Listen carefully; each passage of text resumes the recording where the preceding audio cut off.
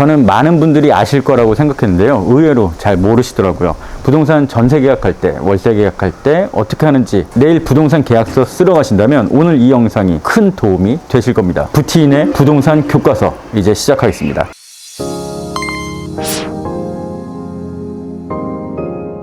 보통 계약 전에 가계약금 다 입금하시고 본 계약서 쓰실 날들을 기다리셔야 될 겁니다. 그러면 계약서 쓰기 전날에는 뭐를 체크해야 되는지, 그리고 계약서 쓰러 가서는 어떻게 해야 되는지 제가 알려드릴게요. 일단 전세 계약하러 가기 전에 가장 중요한 거, 계좌이체 한도부터 꼭 확인하시길 바라겠습니다.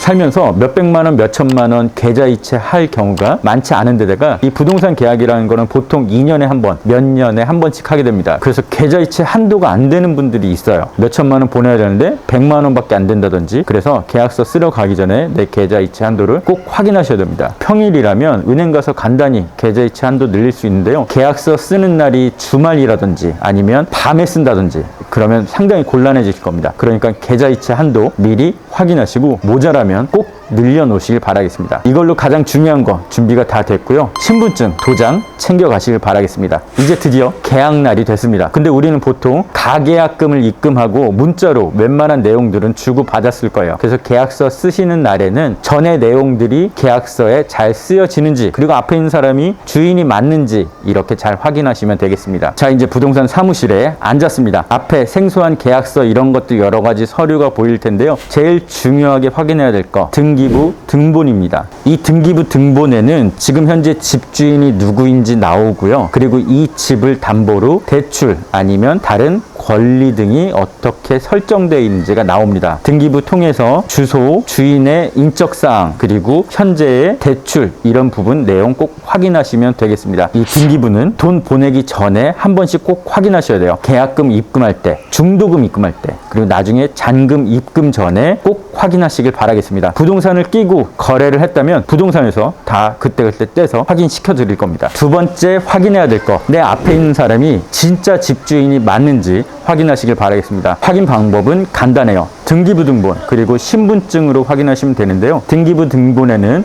현재 소유자가 누구인지 나옵니다. 이름 그리고 생년월일까지 나오고요. 이름, 생년월일과 앞에 계신 분의 신분증 대조해서 이름, 생년월일 확인하시면 되겠습니다. 얼굴도 한번 봐서 맞는지 확인하시고요. 괜히 너무 째려 보이시지 마시고 가볍게 눈인사, 네 감사하다는 인사 전하시면 되겠습니다.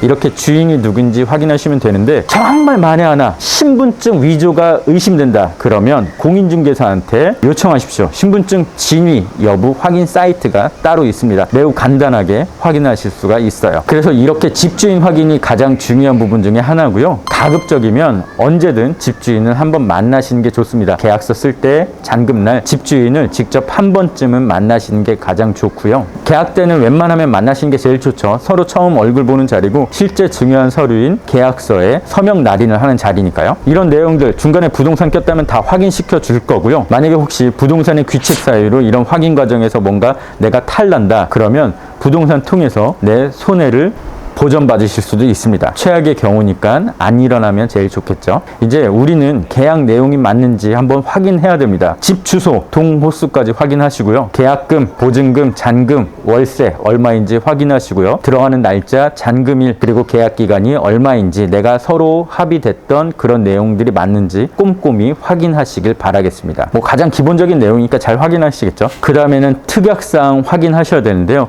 혹시 주인과 나 사이에 그 전에 계약금 일부 넣을 때 특별히 서로 요청하고 오케이한 부분이 있다면 그 내용이 꼭 있는지 확인하시고요. 임차인 입장에서는 전세대출 그리고 반환보증보험 얘기 꼭 짚고 넘어가셔야 돼요. 전세대출 어떻게 할 거다, 반환보증보험 들 거다 말 거다 이런 내용까지 적어주시면 좋고요.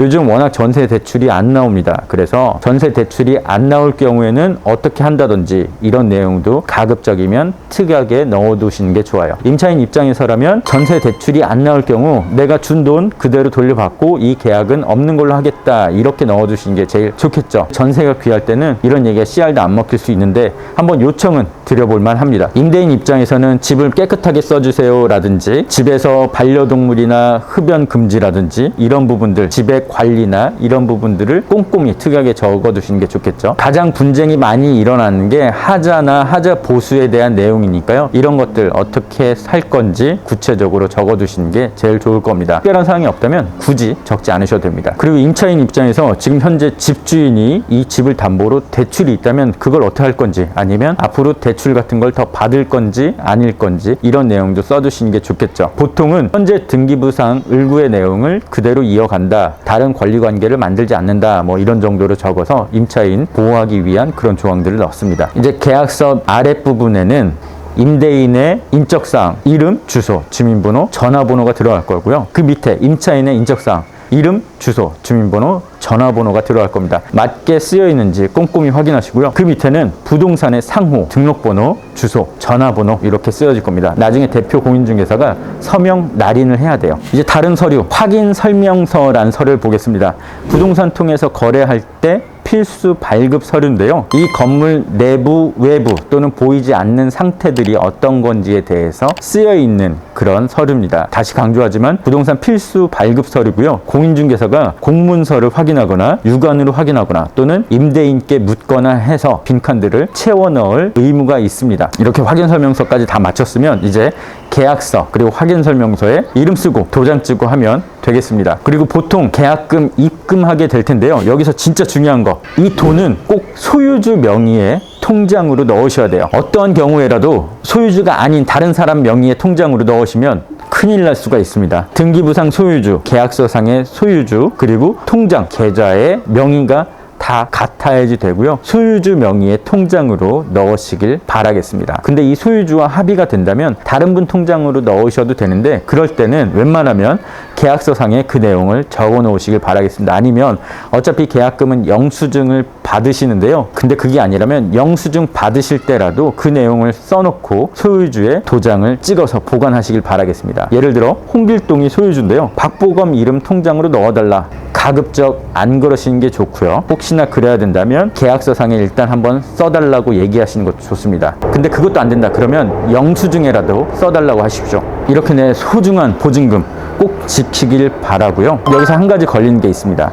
내가 만약 은행 대출을 받아야 된다 그러면 계약서상에도 소유주 명의의 계좌가 쓰여져야 할 겁니다. 그래서 가급적이면 주인 명의 통장으로 서로 주고 받고 그걸 기입하는 게 제일 좋습니다. 부티인의 부동산 교과서 한 가지 팁을 말씀드리면, 주인 대신 대리인이 와서 계약을 해도 상관은 없습니다. 이 대리행위라는 게 법적으로 가능한 행위인데요. 보통 인감도장, 인감증명서를 챙겨 오시죠. 근데 사실 이마저도 없어도 돼요. 왜냐하면 대리행위라는 게 제가 또 법률 용어 말씀드리지만 불요식 행위입니다. 일정한 형식을 요구하지 않습니다. 그런데 우리는 사실 모르잖아요. 이 앞에 있는 사람이 대리라고 나왔는데 이분이 진짜 제대로 된 권한을 가졌는지 아닌지 그 부분만 소유주한테 제대로 확인이 된다면 사실 뭐 위임장 이런 것도 필요 없습니다. 그런데 우리는 항상 제가 말씀드리지만 증거가 중요하잖아요. 그러기 위해서 보통 위임장에는 위임 내용이 쓰여져야 됩니다. 주인인 누구가 지금 대리인 누구한테 부동산의 뭐뭐 임대 매매 이런 거에 대해서 권한을 위임했다, 이런 내용이 쓰여져야 되고요. 날짜, 최근 날짜가 쓰여져야겠죠. 그리고 거기에 인감 도장을 찍습니다. 그리고 그 인감 도장이 진짜 소유주의 인감 도장인지 인감 증명서가 필요하고요. 소유주의 신분증, 그리고 대신 참석하는 사람의 신분증까지 확인을 하게 됩니다. 정리하면 대리계약도 가능하다. 그런데 그게 진정한 권한을 가지고 있는지 확인하자입니다. 그 확인은 보통 위임장, 인감 도장, 인감 증명서로 확인을 하게 되는 거고요. 여기서 한 가지 걸리는 것,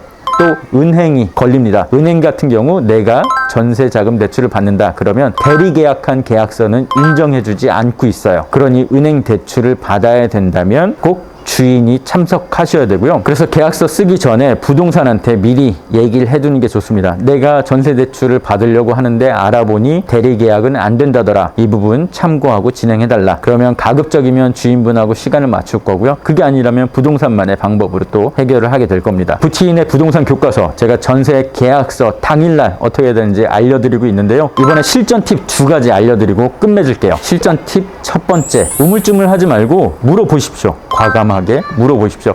옆에 있는 부동산 대표, 공인중개사는 내가 모르는 거를 정확히 물어보고 확인시켜주는 그런 분입니다. 이게 부동산 계약서 쓰는 자리, 괜히 이렇게 약간 좀 겁나기도 하고 뭔가 위축되기도 하고 잘 모르니까 그냥 넘어가는 부분들이 있는데요. 모르는 게 있다거나 특히 내가 맨 처음에 들었던 계약 조건과 달라지는 게 있다면 이 부분 꼭 짚고 넘어가셔야 됩니다. 그리고 마지막으로는 태도의 문제인데요. 저는 이런 월세 계약, 전세 계약 하는 자리를 비즈니스 미팅 계약 자리라고 생각해요. 전세 수천만 원, 수억 원이 왔다 갔다 하는 그런 자리입니다. 나도 하나의 주체로서 나온 거고 상대방도 하나의 주체로서 나온 거예요.